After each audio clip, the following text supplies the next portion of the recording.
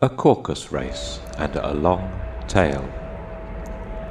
They were indeed a queer-looking party that assembled on the bank, the birds with draggled feathers, the animals with their fur clinging close to them, and all dripping wet, cross, and uncomfortable. The first question, of course, was how to get dry again. They had a consultation about this, and after a few minutes it seemed quite natural to Alice to find herself talking familiarly with them, as if she had known them all her life. Indeed, she had quite a long argument with the Lowry, who at last turned sulky and would only say, "I am older than you, and must know better." And this Alice would not allow without knowing how old it was, and as the Lowry positively refused to tell its age, there was no more to be said. At last the mouse, who seemed to be a person of authority among them, called out, "Sit down, all of you, and listen to me. I'll soon make you dry enough." They all sat down at once in a large ring, with the mouse in the middle. Alice kept her eyes anxiously fixed on it, for she felt sure she would catch a bad cold if she did not get dry very soon. Said the mouse, with an important air. "Are you all ready? This is the driest thing I know. Silence all round, if you please. William the Conqueror, whose cause was favoured by the Pope, was soon submitted to by the English, who wanted leaders, and had been of late much accustomed to usurpation and conquest. Edwin and Morcar, the Earls of Mercia and Northumbria—" "Ugh," said the Lowry, with a shiver. "I beg your pardon?" said the mouse, frowning, but very politely. "Did you speak?"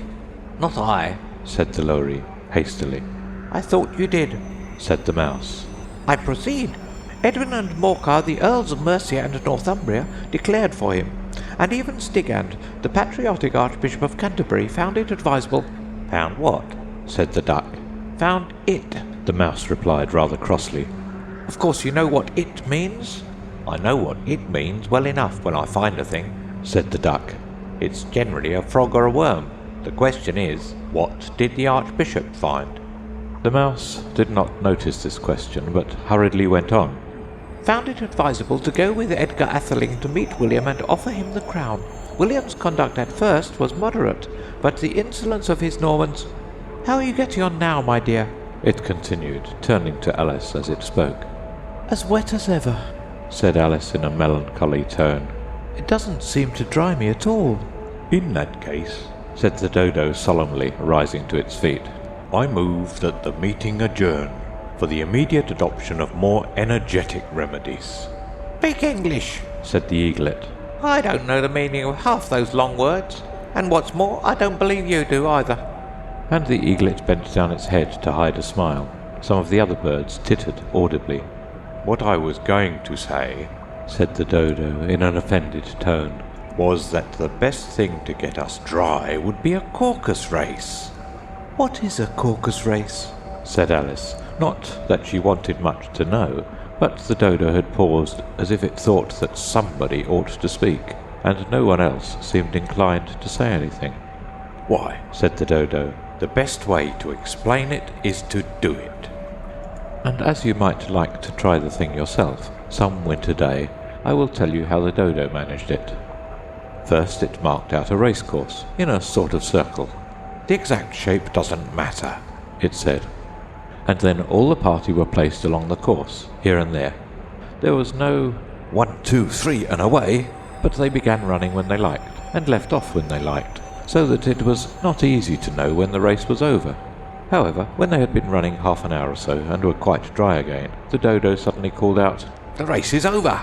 And they all crowded round it, panting, and asking, 'But who has won?' This question the dodo could not answer without a great deal of thought, and it sat for a long time with one finger pressed upon its forehead, the position in which you usually see Shakespeare in the pictures of him, while the rest waited in silence. At last the dodo said, 'Everybody has won, and all must have prizes.' 'But who is to give the prizes?' quite a chorus of voices asked. 'Why, she, of course,' said the dodo, pointing to Alice with one finger, and the whole party at once crowded round her, calling out in a confused way, 'Prizes! Prizes!' Alice had no idea what to do, and in despair she put her hand in her pocket and pulled out a box of comfits.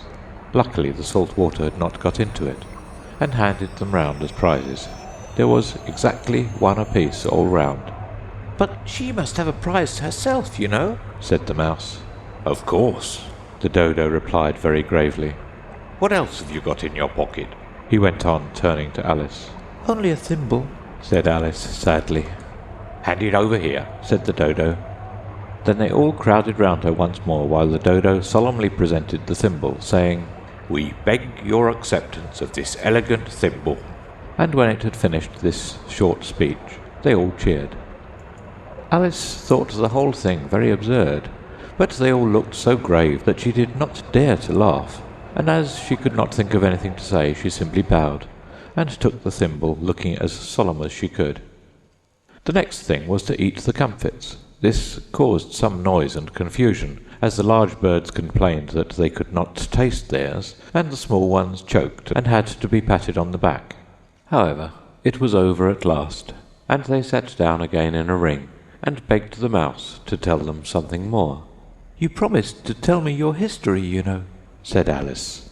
"And why it is you hate C and D," she added in a whisper, half afraid that it would be offended again. "Mine is a long and a sad tale," said the mouse, turning to Alice and sighing. "It is a long tale, certainly," said Alice, looking down with wonder at the mouse's tail. "But why do you call it sad?" And she kept on puzzling about it while the mouse was speaking, so that her idea of the tale was something like this. "Fury said to a mouse that he met in the house, 'Let us both go to law. I will prosecute you. Come, I'll take no denial. We must have a trial.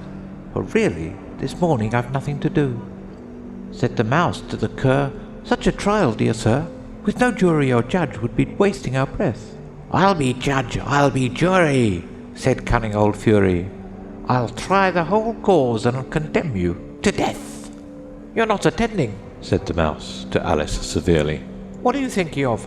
'I beg your pardon,' said Alice very humbly. 'You had got to the fifth bend, I think.' 'I had not,' cried the mouse sharply and very angrily. 'A knot?' said Alice, always ready to make herself useful, and looking anxiously about her. 'Oh, do let me help to undo it.' 'I shall do nothing of the sort,' said the mouse, getting up and walking away. 'You insult me by talking such nonsense.' 'I didn't mean it,' pleaded poor Alice. 'But you're so easily offended, you know.' The mouse only growled in reply. 'Please come back and finish your story,' Alice called after it, and the others all joined in chorus. 'Yes, please do.' But the mouse only shook its head impatiently, and walked a little quicker. 'What a pity it wouldn't stay,' sighed the lory, as soon as it was quite out of sight. And an old crab took the opportunity of saying to her daughter, 'Ah, my dear, let this be a lesson to you, never to lose your temper.' 'Hold your tongue, Ma,' said the young crab a little snappishly. 'You're enough to try the patience of an oyster.' 'I wish I had our Dinah here, I know I do,' said Alice aloud, addressing nobody in particular. 'She'd soon fetch it back.' 'And who is Dinah, if I might venture to ask the question?' said the lory. Alice replied eagerly, for she was always ready to talk about her pet. 'Dinah's our cat, and she's such a capital one for catching mice, you can't think. And oh, I wish you could see her after the birds. Why, she'll eat a little bird as soon as look at it.' This speech caused a remarkable sensation among the party. Some of the birds hurried off at once. One old magpie began wrapping itself up very carefully, remarking, 'I really must be getting home. The night air doesn't suit my throat.' And a canary called out in a trembling voice to its children, 'Come away, my dears. It's high time you were all in bed.' On various pretexts they all moved off, and Alice was soon left alone. 'I wish I hadn't mentioned Dinah,' she said to herself in a melancholy tone. 'Nobody seems to like her down here, and I'm sure she's the best cat in the world. Oh, my dear Dinah, I wonder if I shall ever see you any more.' And here poor Alice began to cry again, for she felt very lonely and low-spirited. In a little while, however, she again heard a little pattering of footsteps in the distance, and she looked up eagerly, half hoping that the mouse had changed his mind and was coming back to finish his story.